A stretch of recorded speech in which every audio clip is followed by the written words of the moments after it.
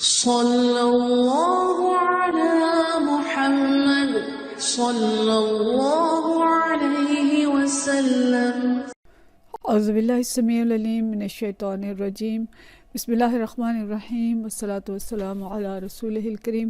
بخاری شریف کتاب صفت الصلاۃ، اور آج اس میں جو باب ہم پڑھیں گے اس کا عنوان ہے رفع البصر الی السماء فی الصلاۃ، نماز میں آسمان کی طرف نگاہ اٹھانے کا بیان۔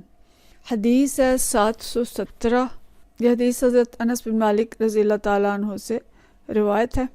حضرت انس بن مالک رضی اللہ تعالیٰ عنہ فرماتے ہیں، قال نبی صلی اللہ علیہ وسلم، نبی کریم صلی اللہ علیہ وسلم نے فرمایا، ما بال اقوام یرفعون ابصارهم الی السماء فی صلاتہم، کہ لوگوں کا یہ کیا معاملہ ہے یا لوگوں کا کیا ہو گیا ہے کہ وہ نماز میں اپنی نگاہیں آسمان کی طرف اٹھاتے ہیں۔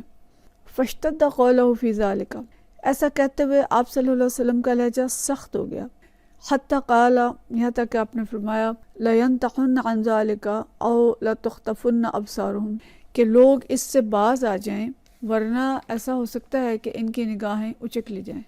یعنی اتنا سخت ناپسندیدہ ہے یہ کام کہ نماز پڑھتے ہوئے نظریں جو ہیں اوپر اٹھائی جائیں، آسمان کی طرف دیکھا جائے یا اونچا دیکھا جائے، تو اس بات کا خطرہ موجود ہے کہ ان کی آنکھیں جو ہیں وہ اچک لی جائیں گی۔ مطلب یہ کہ ان کی بصارت اللہ تعالیٰ سلب کر لے اور ان کو وہ نابینا کر دے۔ اللہ تعالیٰ رحیم ہے، ظاہر اللہ تعالیٰ اس طرح عذاب نہیں دیتا، لیکن کہنے کا منشا شاید یہ ہے کہ اگر ایسا کریں تو یہ اس بات کا یعنی لوگ اس چیز کو مستحق ہیں کہ ان کی نگاہیں اچک لی جائیں۔ مطلب کیا ہے کہ نماز کے اندر ان کی توجہ نہیں ہے اور یہ ادھر ادھر دیکھتے ہیں یا اوپر دیکھتے ہیں۔ مقصد یہ ہے کہ نماز میں جو نگاہ ہے وہ سجدے کے مقام پہ رہے اور توجہ جو ہے وہ نماز کی طرف رہے، اور خاص طور پہ آسمان کی طرف نظر اٹھانا جو ہے اس پہ سخت وعید سنائی گئی ہے اور یہ شخص سخت سزا کا مستحق ہے۔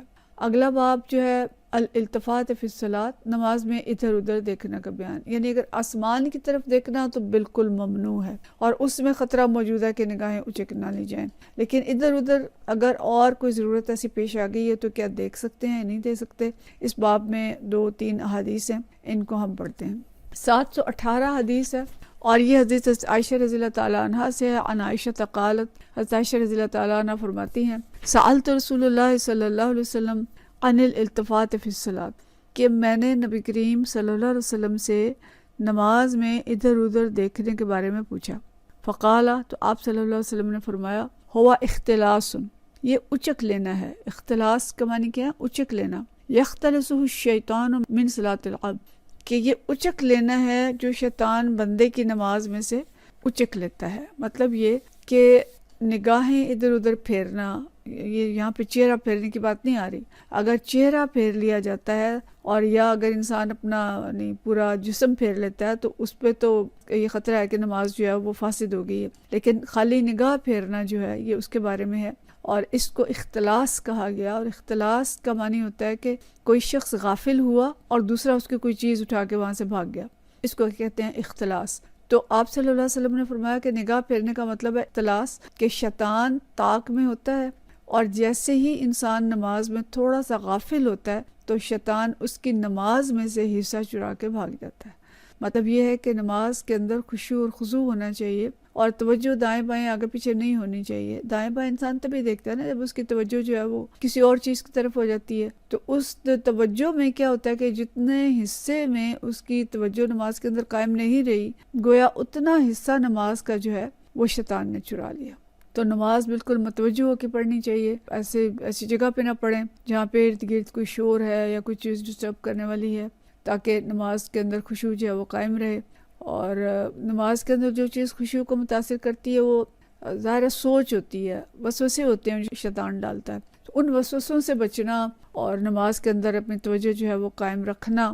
اب دیکھیں اگلی حدیث بھی اسی طرح سے ہے، 719 حدیث ہے، یہ ہم پیچھے بھی پڑھ چکے ہیں دوسرے باب کے اندر، اور یہ حدیث بھی عائشہ رضی اللہ تعالیٰ عنہ سے ہے۔ کان عائشہ ان نبی صلی اللہ علیہ وسلم، کہ نبی کریم صلی اللہ علیہ وسلم نے صلی فی خمیصۃ، ایک چادر پہن کے نماز پڑھی، اعلام، اس کے اوپر نقش و نگار بنے ہوئے تھے، یعنی جو چادر آپ صلی اللہ علیہ وسلم نے اوڑھی ہوئی تھی اس کے اوپر پھول بوٹے بنے ہوئے تھے۔ فقال، آپ صلی اللہ علیہ وسلم نے فرمایا، شغلتنی اعلام ہذہ، ان نقش و نگار نے مجھے مشغول کر دیا، دھیان جو تھا نماز میں وہ نقش و نگار کی طرف ہو گیا۔ اذهبوا الی ابی جہم، وَأْتُونِي بِجَانِيَّةٍ، اس کو لے جائیں اور مجھے سادی چادر وہاں سے لا دیں۔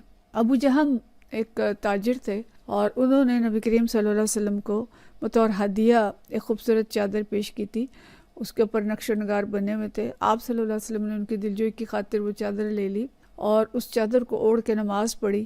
تو کیا ہوا کہ نماز میں جو توجہ تھی وہ نقش و نگار کی طرف چلے گئی۔ تو نماز کے بعد رسول اللہ صلی اللہ علیہ وسلم نے فرمایا کہ اس چادر کے نقش و نگار نے مجھے مصروف کر دیا اور میری توجہ نماز کی بجائے اس چادر کی طرف چلے گئی، یعنی وقتی طور پر توجہ جو تھی وہ اللہ کی طرف سے یا نماز کی طرف سے ہٹ گئی۔ تو اس کے بعد آپ صلی اللہ علیہ وسلم نے فرمایا کہ اس چادر کو تم ابو جہم کے پاس لے جاؤ اور ان سے میرے لیے سادہ چادر لے آؤ، یعنی ان کو چادر اگر ویسے واپس کرتے تو ان کی حوصلہ شکنی ہوتی کہ بھئی نبی کریم صلی اللہ علیہ وسلم نے میرا ہدیہ رد کر دیا۔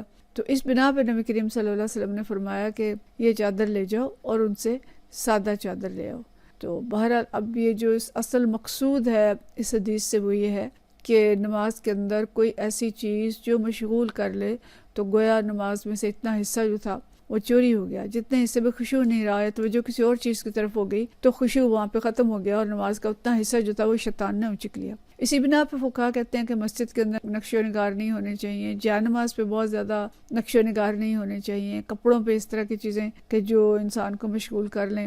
بعض وقت دیکھا ہے کہ خواتین نے زیور پہنے ہوتے ہیں، انگوٹھیاں پہنی ہوتی ہیں اور نماز پڑھ رہی ہوتی ہیں، تہیات میں بیٹھ کے اپنی انگوٹھیوں سے کھیل رہی ہوتی ہیں، یا کام والے کپڑے پہن رکھے ہیں، نقش و نگار والے کپڑے ہیں، تو نماز پڑھتے ہوئے دھیان جو ہے وہ انہی چیزوں کی طرف ہے۔ تو مقصود یہ ہے کہ نماز کے اندر مکمل خشوع و خضوع ہونا چاہیے اور ادھر ادھر دیکھنا خشوع و خضوع کے منافی ہے۔ ترمذی میں حدیث ہے، حضرت انس رضی اللہ تعالیٰ عنہ روایت کرتے ہیں کہ نبی کریم صلی اللہ علیہ وسلم نے فرمایا نماز میں ادھر ادھر توجہ کرنا ہلاکت ہے۔ استغفر اللہ، اللہ تعالیٰ ہمیں معاف کرے اور ہماری نمازیں قبول کرے کہ نماز کے اندر توجہ جو ہے وہ اللہ کی طرف ہونی چاہیے۔ ظاہر اللہ کے حضور کھڑے ہیں تو اللہ ہی کی طرف دھیان ہونا چاہیے، اور اگر دھیان ادھر ادھر ہو گیا تو وہ ہلاکت ہے۔ سنن نبی داؤد اور نسائی میں حضرت ابو ذر غفاری رضی اللہ تعالیٰ عنہ سے ایک حدیث آتی ہے کہ اللہ عز و جل اس وقت تک نماز میں مشغول بندے کی طرف متوجہ رہتا ہے جب تک وہ ادھر ادھر مڑ کر نہیں دیکھتا، اور جب بندہ اپنا چہرہ قبلہ سے پھیر لیتا ہے تو اللہ تعالیٰ بھی اس سے رخ پھیر لیتے ہیں۔ یعنی نماز کے دوران چہرہ تو بالکل ہی نہیں پھیرنا چاہیے۔ اگر چہرہ پھیر کے یعنی سر گھما کے کسی طرف دیکھیں گے تو پھر تو بالکل اللہ تعالیٰ بھی اپنا رخ جو ہے وہ پھیر لیتا ہے۔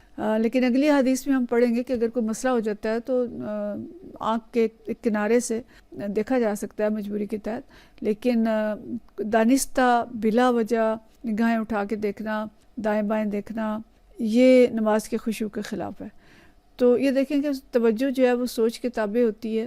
اگر سوچ کی یکسوئی اللہ کی طرف ہو اور دھیان اللہ کی طرف ہو تو پھر ادھر ادھر انسان نہیں دیکھتا۔ جب شیطان وسوسہ ڈالتا ہے، توجہ ہٹتی ہے، پھر اس چیز کی طرف ہمارا دھیان جاتا ہے جس کو ہم سوچ رہے ہوتے ہیں، اس وقت جو نماز جو ہے وہ اچکی جاتی ہے۔ تو اس کے لیے ضروری ہے کہ ہم اپنا جائزہ لیں کہ کون سی چیز ایسی ہے جو نماز میں ہمیں ڈسٹرب کرتی ہے اور جس کی وجہ سے ہماری نماز کا خشوع خراب ہوتا ہے۔ مثال کے طور پر کوئی نامکمل کام ہم چھوڑ کے آگے ہانڈی چولہے پہ چڑھا کے آ کے نماز شروع کر دی ہے تو دھیان اسی کی طرف ہوگا۔ کھانا تیار ہے، بھوک بھی لگی ہوئی ہے تو سوچا چلو پہلے جلدی نماز پڑھ لیں پھر کھانا کھاتے ہیں، تو وہ جیسے ہم نے پیچھے حدیث پڑھی تھی کہ بجائے اس کے کہ دوران نماز کھانا کھایا جائے، یہ بہتر ہے کہ کھانے کے دوران نماز پڑھ لی جائے۔ مطلب یہ کہ کھانا کھاتے ہوئے دھیان نماز کی طرف ہو تو وہ تو ایک چھوٹی بات ہے، اور نماز پڑھتے ہوئے دھیان اگر کھانے کی طرف ہے تو وہ بڑی بات ہے اور اس سے نماز جو ہے وہ خراب ہوگی۔ اسی طرح یہ جو منعکش کپڑوں کے بارے میں اور جا نماز اور ارد گرد کا شور، تو ہم دیکھ سکتے ہیں، خود بھی سوچ سکتے ہیں کہ باہر کا شور یا اندر کا شور،